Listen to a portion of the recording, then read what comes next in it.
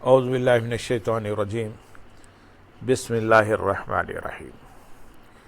برادران عزیز و معزز خواتین، رمضان المبارک سے متعلق ہم چند مسائل پچھلی نشست میں بیان کیے اور آج ہم اسی کے تسلسل میں بیان کریں گے جو سوال اور جواب کی شکل میں ہیں۔ سوال: رمضان المبارک میں تراویح کے دوران قرآن حکیم کی تلاوت کی مقدار کیا ہونی چاہیے؟ کیا رمضان المبارک میں تراویح میں مکمل قرآن پڑھنا لازم ہے؟ جواب: ماہ رمضان المبارک میں تراویح کے دوران پورے قرآن حکیم کا پڑھنا سنت ہے، بشرط یہ کہ مقتدیوں کو اس سے اکتاہٹ محسوس نہ ہو۔ افضل یہی ہے کہ صلاۃ التراویح کے دوران قرآن حکیم کی تلاوت میں ان کے حالات کو ملحوظ رکھا جائے اور پڑھنے میں اتنی جلدی نہ کی جائے جس سے نماز میں خلل واقع ہو۔ سوال: رمضان المبارک میں شبینے کا صحیح طریقہ کیا ہے؟ جواب: عصر حاضر میں ایک دن میں قرآن حکیم کا شبینہ کرانے کا رواج بہت تیزی سے فروغ پا رہا ہے، جو در حقیقت صریحاً سنت کے خلاف ہے، کیونکہ حضور نبی اکرم صلی اللہ علیہ وسلم اپنے صحابہ رضی اللہ تعالیٰ عنہ کو دوران ماہ ایک ختم قرآن پر اکتفا کرنے کی تلقین فرمایا کرتے تھے۔ آپ صلی اللہ علیہ وسلم کے ایک صحابی حضرت عبداللہ بن عمرو بن العاص رضی اللہ تعالیٰ عنہ کا معمول ہر روز ایک قرآن ختم کرنے کا تھا۔ آپ صلی اللہ علیہ وسلم نے صحابی موصوف کو بلایا اور حسب دستور انہیں مہینے میں ایک قرآن ختم کرنے کی ہدایت فرمائی۔ انہوں نے عرض کیا کہ حضور صلی اللہ علیہ وسلم مجھے اس سے زیادہ کی استطاعت ہے۔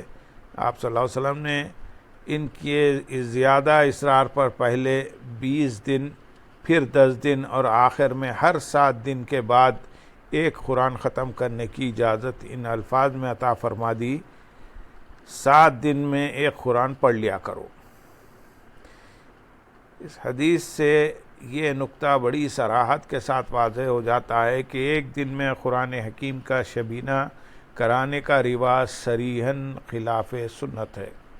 لہذا اگر شبینہ کرانا مقصود ہو تو اس کا صحیح طریقہ حضور صلی اللہ علیہ وسلم کی سنت کے مطابق ختم قرآن کے لیے زیادہ سے زیادہ 7 سے 10 دن یا کم سے کم 3 رات کی محفل شبینہ کا اہتمام کیا جائے۔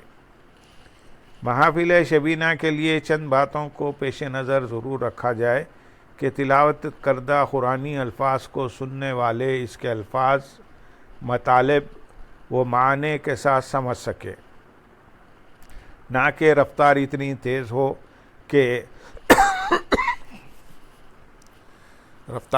تیز ہو کہ الفاظ گڈمڈ ہو جائیں اور سننے والے کے کچھ بھی پلے نہ پڑے۔ شبینہ یا کسی اور صورت میں قرآن کی کریم اتنا پڑھا جائے جس سے دل بوجھل نہ ہو، یوں ہی اکتاہٹ محسوس ہو تلاوت ختم کر دی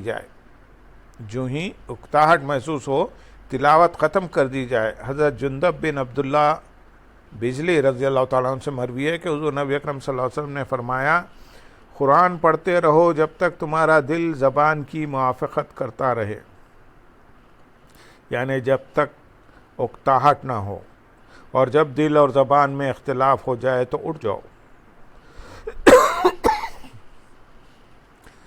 شبینے میں لاؤڈ اسپیکر کا استعمال نامناسب ہے، اس لیے کہ تلاوت قرآن سننا واجب ہے اور نہ سننے والا شریعت کی نظر میں گناہگار ٹھہرتا ہے۔